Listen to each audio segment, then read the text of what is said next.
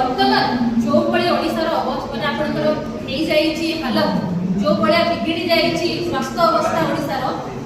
आईन श्रृंखला तारो कंट्रोल ले थाई बेकाबू आईन श्रृंखला प्रतिदिन आपण देखो अपराधी मानक दमन करबा जगह रे सरकार साधारण लोक मानक दमन करिया पे लागी पड़ी एपरि की हत्या करिया मध्य पुलिस रो सहयोग रे पछौ नै तेणु ताकू नै कि आज रो एक प्रेस ब्रीफिंग हम करिया को जाउछु नगेंद्र प्रधान सर को अनुरोध करिवि प्रथमे ताकर वक्तव्य रखु को दायित्व रहबा दरकार सरकार को दिगरे विफल हेचंती केमिति शासन करूचंती नगेंद्र प्रधान सर ब्रीफली आपन को से जिंस करते एबे प्रश्न उठुछु 2 वर्षर पूर्ति पालन करिया को जाउचंती ए सरकार ए जून 12 रे जेता कहउतले ऑलरेडी तांकर 2 वर्ष पूर्ण हो आ सेति पई हमें देखिलो विभिन्न विभागीय मुख्य मानकु अनेक अणअणिया ऑफिसर को नै कि मुख्यमंत्री रील्स बने कि छाडथले सोशल मीडिया सेति पई हमें को रील्स रो सरकार बनी सेति जणा पडला जे को डिपार्टमेंट कोन उपलब्धि करछथि ता से जानिया के चाहउचंती मुख्यमंत्री के पाखे आके से डाटा भी नाही सरकार प्रकृत रे ए 2 वर्ष रे को उपलब्धि पालन करिया को जाउचंती नारी निर्यातन रे जो एनसीआरबी रे प्रथम स्थान अधिकार करछथि सेतिर उपलब्धि पालन करिया को जाउछथि ना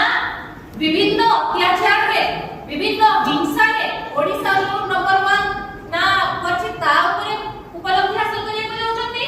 ना कृषक मानक जो न्याय दे पारिना सारा पाई लाइन छुड़ा करछथि धान डबल धान बिकिन पाई कृषक आत्महत्या करूछि मरि जाउछि ता ऊपर करिछथि उपलब्धि ना साधारण लोक वर्तमान निर्यातन रे करूछथि से उपलब्धि पूर्ति पालन करिया को जाउछथि सरकार निजे लोकन को उपलब्धि से करि पारले ए 2 वर्ष भितरे सरकार लोकन को कोन न्याय देले आपण कस्टोडियल टर्चर कथा जेटा आज मुख्य आपण उठाउछु जो जिंस हेछि बारंबार आरंभ करिबे आगे आपण माने समस्त जानि साथिबे आज के हमको किछि प्रिपेयर करिया पड़ुनी ऑटोमेटिकली मुहरे अनर्गल माने एक्स्ट्रा स्पीच जेमति दिया जाय से भलिया बाहरी होछि बारंबार घटना रे पुलिस एटा माने रहस्य पेड़ी करूछि आपण माने छुआ बळे गप पढुतबे समुद्र भितर को फरुआ थिबो फरुआ भितरे सुपुनी आ खोलिबे सेतिर कोन बारिबो फेर खोलिबे से पक्षी पेट भितरे थिबो सेटा बळे कहानी अछि बारंबार कहानी बदल सरकारकर सेही रहस्य कहानी हे बनाडी लास्ट ऋषिकेश खिलाड़ी जे कटक डीसीपी महोदय आसिकी कहले बारंबार पड़ोसी निर्यातना एई नाही से ऋषिकेश खिलाड़ी ता ऋषिकेश खिलाड़ी सेटा आपण प्रश्न पढुछु जानिबा को चाहछु आज्ञा जदी बारंबार किछि हेई नथिला थाना अधिकारी को आपण ये पले ट्रांसफर करले से कोन थिला काई के बिना दोसरे काई करता आपण ट्रांसफर करले घटना कोन थिला एबे पडी पुनी ट्विस्ट तुमे कहि रहस्य पुरे रहस्य ना से पिल्ला कोडे 23 तारिख दिन गाड़ी रो पडी जाई के आहत थिला बाबू माने आपण 22 तारिख तक करू उठे आइले थाना रे रखिले 23 तारिख बाइक रे का सहित से जाउतला कि बाइक रे का सहित जाउतला पडिला आ आपण माने कि ताको उद्धार करी कि हॉस्पिटल आइले ये केमिति आजकल पुलिस को संगे संग लोक को पाख को पहुंची जाउची तापरे पुनी ट्विस्ट कोन हैला सेही पाखरे थिला आगे एससीबी मेडिकल सेही पाखरे थिला सब मल्टीमीटर जो सेकंड हॉस्पिटल अछि बा आपण को बारंग सीएचसी भी सही जगह रे थिला पाख को न देई कि पेडेक्स भलिया ओटे छोटो प्राइवेट हॉस्पिटल को आपण कहा स्वार्थरे नै कि जाई थिले तार उत्तर मध्ये पुलिस रखिबा दरकार ए पर्यंत बारंग केस रे गोटे मध्य एलिगेशन हे पारला कि जो जगह रे पुलिस हाजत रे पिटी पिटी हत्या करे बाहर नै कि हत्या करे सेही जगह रे पुलिस कोन क्रिमिनल होई कि पुलिस बंटीटा बेदी देला बोली ताकू सुरक्षा जगेबार ठिका ए सरकार नै चलती कि सरकार को सेटा प्रश्न ए कि दिन तळे हमें देखिथिलु आपण एटा देखतो पुलिस माडा युवक वृत्ति जोटा आसुची आपणकर कवि सूर्य नगर रो घटना ये आहुरी भयंकर बारंग केस रे पुलिस सिखिला नाही सौम्य केस रे पुलिस सिखिला नाही कवि सूर्य नगर रो सुबळे गां रे सुशांत साहू आज्ञा बिनो मजुरिया लेबर काम करे 400 500 टका देके घर को जाय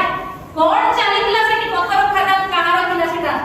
आपे जति कि जानि जो पंजाब रो जने प्रभावशाली विधायक छथि जे निजो नारे रास्ता तयारी करथि निजो नारे फळक करथि ना लेबा को जाउनी जे बहुत प्राथमिक स्तर रे अछि तदंत से विधायक महोदय प्ररोचना रे गोटे निरीह लोक को आपण थाना को फेकी नै आसिले खाली थाना को आनिले ताको प्ररोचना रे ताको एमिति माडो मारिले शेष रे दिव्यांग से थिला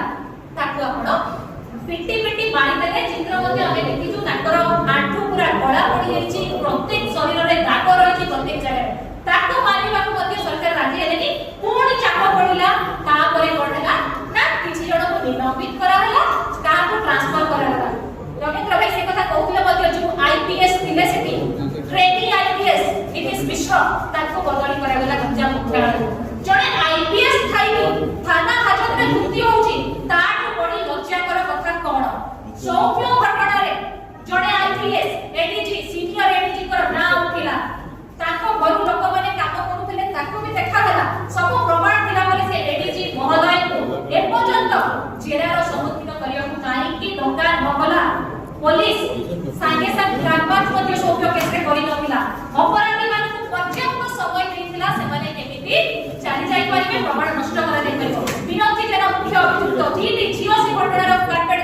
कहानी को चेरा करा हला नहीं एसआई बंद होइछे ताको ना होउछि ताको चेरा करा हला नहीं आईआईसी को बदली कर देले एबे हमर प्रश्न आज्ञा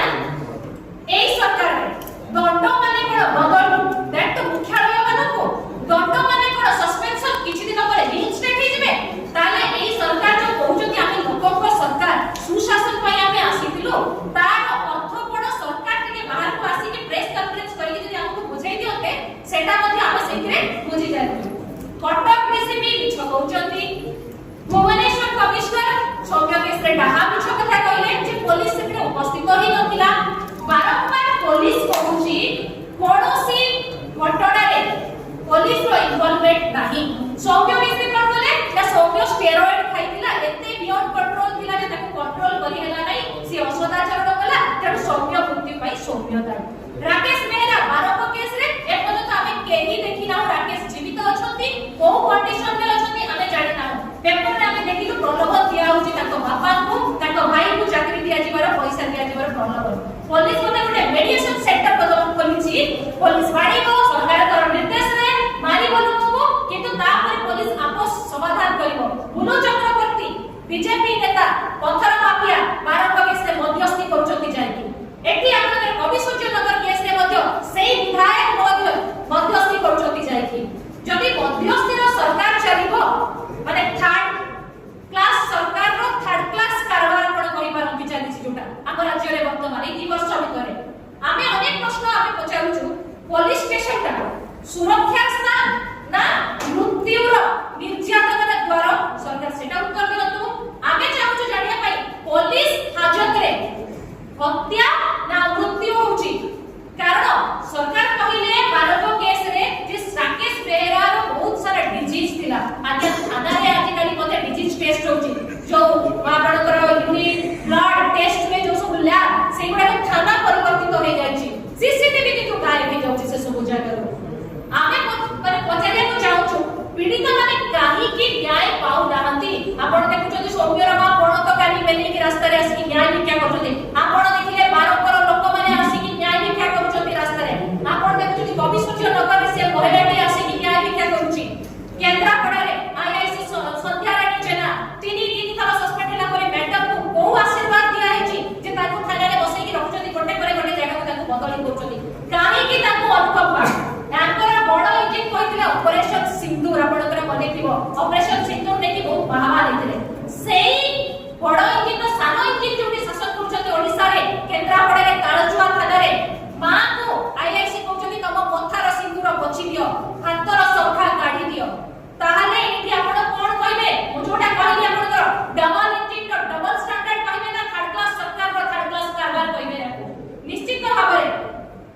आमे दाबी करूछु आपण जेंति की कस्टोडियल डेथ हेछि सेति रे पुलिस को सुरक्षा देबा अपेक्षा आपण तार न्याय को तदंत करतो जदि दम अछि आपनकर कारण आपण एडीसी दयाल गंगवार को ऊपर आपण एक्शन देबा को डरिले आपण बारंबार बीजेपी नेता को सुरक्षा देबा पई जाय कि साधारण लोक को माड कइले आपण केंद्रापड़ा रे से मामलो को माड कइले से भी नेता को प्रवचना आ एटी कविसूर्य नगर ताके टॉपी गला सब सीमा रेखा टॉपी गला बराबर केस को जदि हमको टिके मु क्लासमेट को मने पके देबा चाहिबी भरतपुर रे पुलिस रो एट्रोसिटी से जीवती ऊपर जो पड़िया हेतला जदि सरकार सही समय रे किछि जण अपराधी को घंट पड़िया को चेष्टा न करथाते ताहाले आज एई सब केस हेई पारि थांता कि रिपोर्ट अनुसार 2025 रु 2026 रे पाखा पाखी 9टी कस्टोडियल टॉर्चर हत्या हिंची आ कस्टोडियल टॉर्चर आपण तमिलनाडु रे देखिथिबे आज्ञा बापो को जो पिटी की मारथिले पुलिस वाला को फांसी दंड मध्ये होइछ ओडिसा रे आमे किछि कहबार नै आमे आ इन्फॉर्मेशन गैदर करियार माने आमे तो पढुनी आपण माने एते हमरे एते मात्रा भाबरे कागज रे इलेक्ट्रॉनिक्स मीडिया रे प्रचार करजोंती जोटा कि आमे धन्यवाद करजो गणतांत्रिक राष्ट्र में जेहेतु आपण कोर्ट पिलार डेमोक्रेसी गणतंत्र स्तंभ जो भाबरे आपण उपस्थापित करते समाज आगे से आम विशेष परिश्रम कर कथार अच्छी 2 वर्ष भितर ଯେକୌଣସି ପଚାରିବ, ଯେକୌଣସି ସାଧାରଣ ଲୋକଙ୍କୁ ଯଦି ପଚରାଯାଏ ଆଇନ ଶୃଙ୍ଖଳା କିଭଳି ଭାବରେ ଅଛି, ସମସ୍ତେ ଜିରୋ ଯେ ନାହିଁ। ଏହାର କାରଣ ହେଉଛି ମୁଁ ତ ଆଉ ଡିଟେଲ ଆମର ମୁଖପାତ୍ର ସବୁ ଭିତରେ କହିଲେ ସବୁ ଘଟଣାକ୍ରମ ଏଠୁ ଶେଷ ପର୍ଯ୍ୟନ୍ତ ପଲିଟିକାଲ କଥାଟା ଅଛି। ଲୋକ ଯେତେବେଳେ ଗୋଟେ ସରକାରକୁ ନିର୍ବାଚିତ କରନ୍ତି ଯାହାର ଅବଧି ଥାଏ 5 ବର୍ଷ, ସେ କପି କରିକି ସରକାର ପାସ୍ କରନ୍ତୁ କିମ୍ବା ତାଙ୍କର ମେରିଟ୍ରେ ଆସନ୍ତୁ